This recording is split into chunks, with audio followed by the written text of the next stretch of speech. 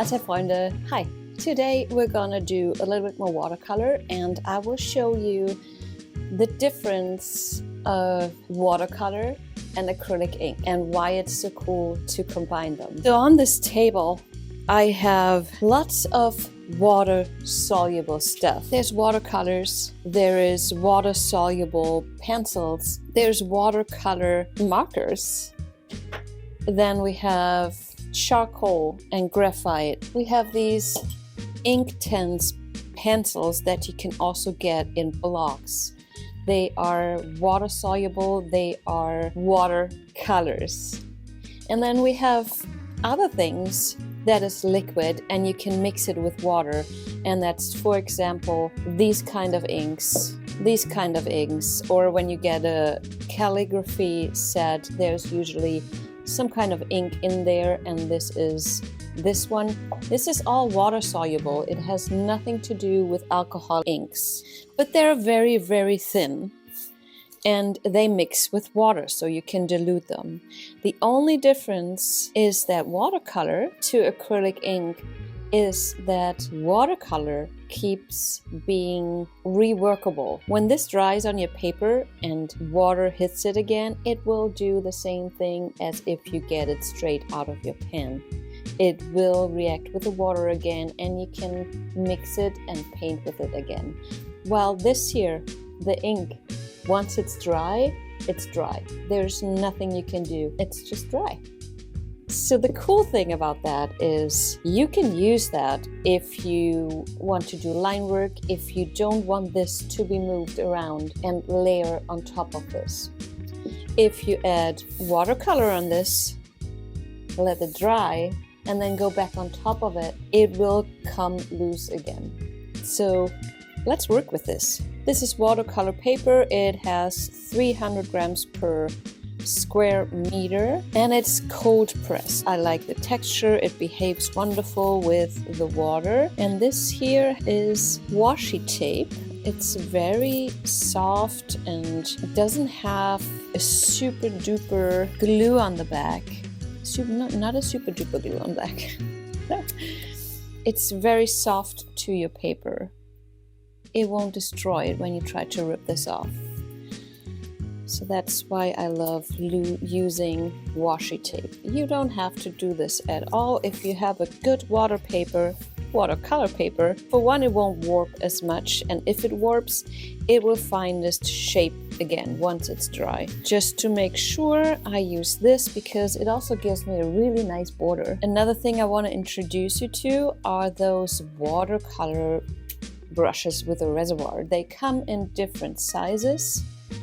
You put water in here and then you can push and then it will release the water into the tip. See how it drips out of this? The composition I'm going to work on is just having a streak of something in one of the thirds of my piece of paper. To apply my ink, I have, how do you call these things? A dip pen, I think is the name. It's a very simple thing, just a piece of wood, and you can put those tips. I have a bunch here. It's used for calligraphy. They all differ by the width of your tip and how flexible they are, how far they open. I don't want to bore you with that. I'm just going to use this guy. I have my ink, and now I want to add just lines on this. But I want the lines to be interrupted. I want the lines to bleed into, I don't know yet. And that is the fun part with this. So I'm not sure if you can see this. I just add some water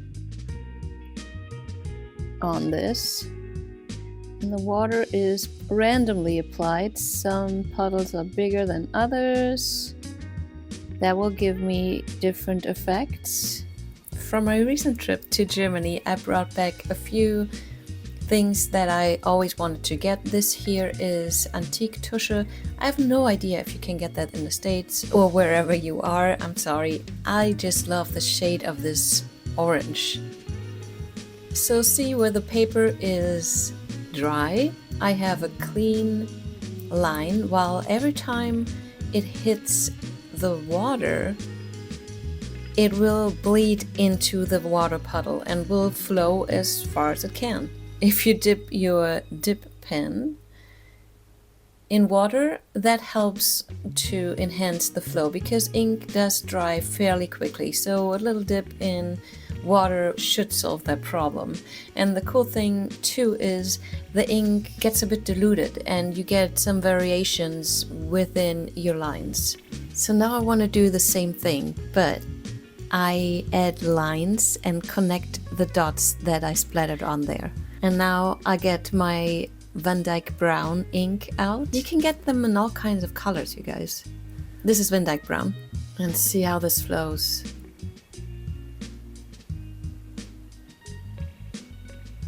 So ink really needs a lot of water, and here you can see that my connections already dried out. So I should have had a way thicker line between my puddles. I'm completely enjoying just playing around and watch the paint flow, do its thing, and then I do stupid things. That was way too much ink for that little spot. Anyways, I will save it later on, so just stay on and see.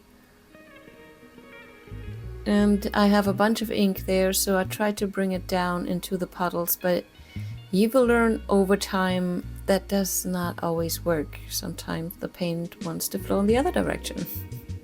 So yeah, that looks very dark. See how nicely that flows. If I just had more patience. And here's something I do. And I just take my brush. It needs to be damp. And I suck up the water. So this way I can keep this a little lighter and more controlled.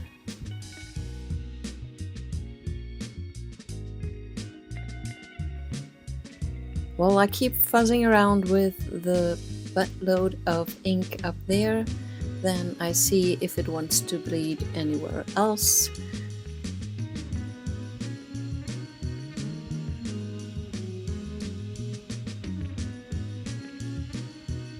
And then I started doing this. With a damp brush, you can lift up the ink while it's still wet, like I just did with the water.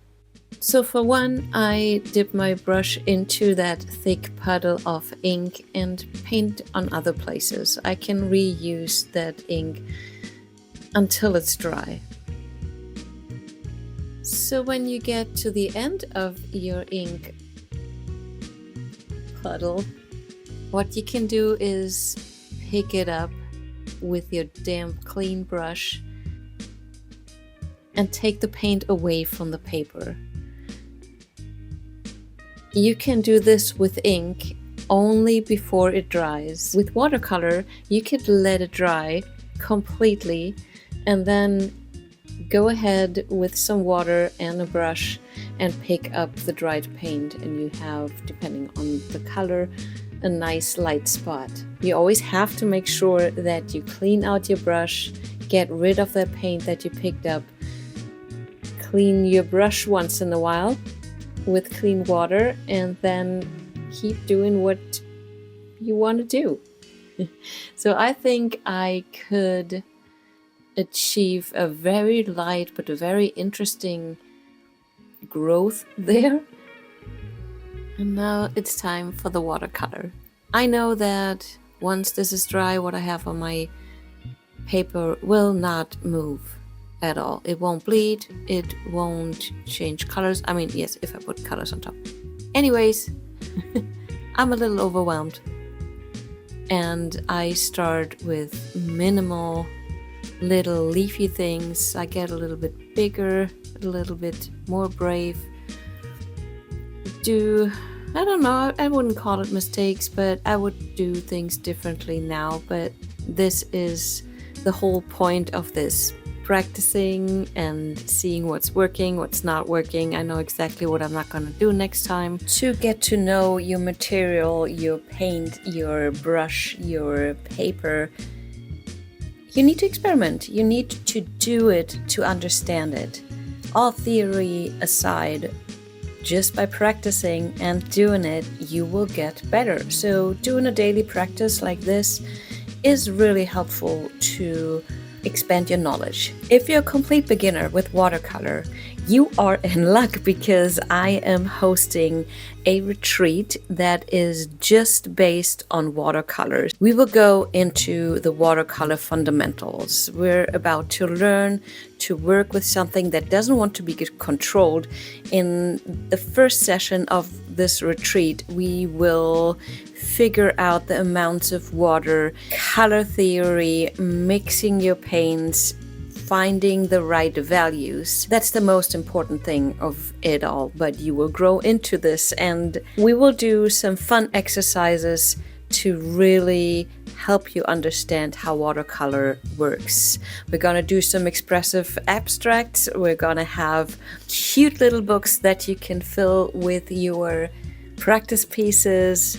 We will even try to attempt some landscapes and just enjoy the nature of Deer Lake, Washington.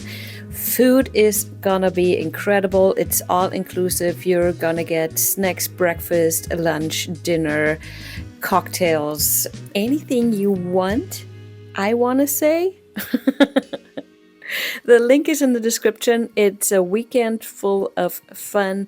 It's limited seats, and we will have a small group to make sure that everybody learns and everybody has enough attention to express their intention. Wow, I just made that up. Anyways, Deer Lake, October 2026. If you're more interested in pouring, the second retreat I am hosting is actually a couple weeks before the watercolor one, and it's gonna be a hide and reveal weekend where we're gonna paint stuff on it. If you say you can't paint, well, we're gonna change that. So come and join us in September for the pouring and realistic painting, or the watercolor retreat beginning of October. Both links are going to be in the descriptions. Blah blah blah. Back to my little painting here. So what I'm doing is just filling in my space. At first I used a green because I thought this looks like a growth, like a bush or something. So green was the most obvious for me. I am getting different things out, like a red Inktense block that is basically watercolor pressed in a stick, and I enhanced my red a little bit. I used different other tools with different colors. This is a yellow watercolor pencil. They are the same thing, just in a different form. So did you see how I went back into my ink growth there? I have a lack of words, so you know what I mean. My little reduced ink blob. I lightened it up before with my damp brush, and now there is space for more color, so I put my yellow inside. The layering process is infinitive. Is that what I wanted to say? You can do so much, is what I'm saying. And important is to let your layers dry. I tend to be a little bit too impatient for that part, and I just enjoy keep fuzzing with things, but that is actually not a very good thing to do, I realized. So I'm coming back with my ink, just putting a little bit more contrast in. I think a little bit too much, in my opinion. But that is quite a process to stop doing this. And here's something super fun. So I load up my dip pen, dip it into a little bit of water to make it more fluid, and then I splatter. I hit the dip pen on top of my pointer finger, and that way it releases some of the ink, and I get those lovely little splatters. Going back in with more powerful green, very intense, I want to say, compared to the other greens that I used. See what happens if water touches that green. As a dry pigment, it is there, but it gets way more intense if you add it with water. So you can play around with those two different kinds of application. I will keep adding stuff until I don't want no more or until at this point I feel I messed up a few things, and sitting here watching it back, I don't actually think it's that bad, but I remember while I was painting it, I thought, oh my gosh, I totally overworked this. One of my professors said, you don't like your painting? Well, you're probably not done with it. So I just keep fuzzing with it until I either don't have any patience anymore. Sometimes letting it sit for half a day helps me a lot. Sometimes it doesn't. Sometimes I completely abandon it. But right now I'm still in the let's try if I can fix this mood. We're almost done here. I will show you the close-up. I want to say thank you for being here. If you like this video, or if you don't, please put in the comments why and why you don't. Are you maybe not into watercolor as much as I am? Don't worry, I'll go back to pouring at one point. I just do what my heart needs, and it's something different right now. So let's peel the washi tape off and see how this looks, and then hope to see you in Washington at the lake for one of my retreats. And yeah, see you next time. Bye bye.